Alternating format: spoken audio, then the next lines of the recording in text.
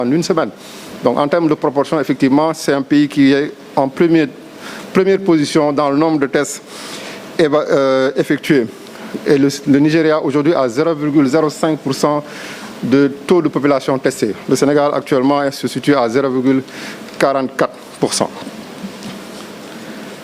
Et au vu un peu de tous ces résultats et un peu de la situation actuelle avec les mesures qui ont été prises par M. le Président de la République, la stratégie doit être réajustée. Et aujourd'hui, le focus, en tout cas sur les instructions de M. le ministre de la Santé, c'est de mettre l'accent sur les malades et la protection des personnes vulnérables. Ces personnes vulnérables qui sont les personnes âgées et les personnes qui ont des tares, mais également d'autres catégories de personnes, comme on l'a vu dernièrement, par exemple les détenus, qui sont aujourd'hui des personnes vulnérables, pour lesquelles un accent particulier doit être mis à leur niveau. Et donc, c'est de faire focus sur ces personnes et d'essayer de réduire cette mortalité.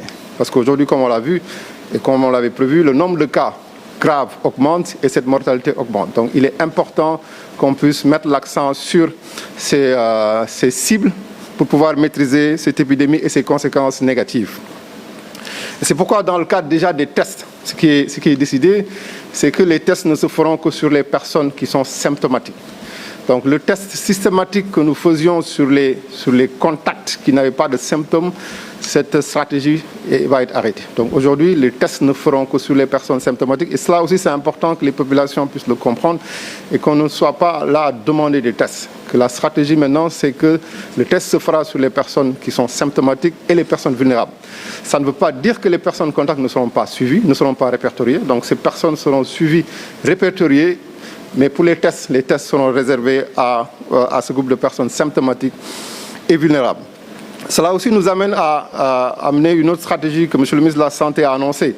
C'est par rapport à la prise en charge à domicile, donc qui fait l'objet de débats, qui n'est pas une première pour le Sénégal, parce que d'autres pays l'ont déjà expérimenté et l'ont fait avec des résultats. Nous, au Sénégal, effectivement, dès le départ, beaucoup de discussions se sont posées par rapport à nos conditions de vie, à nos conditions d'habitat. Mais ce que nous avons vu, c'est que certaines personnes, certaines populations remplissent les conditions pour être prises en charge à domicile. Il y a aussi un fait important qui nous pousse à y aller, parce que nous avons aussi des cas de refus. Donc, avec l'augmentation de la stigmatisation,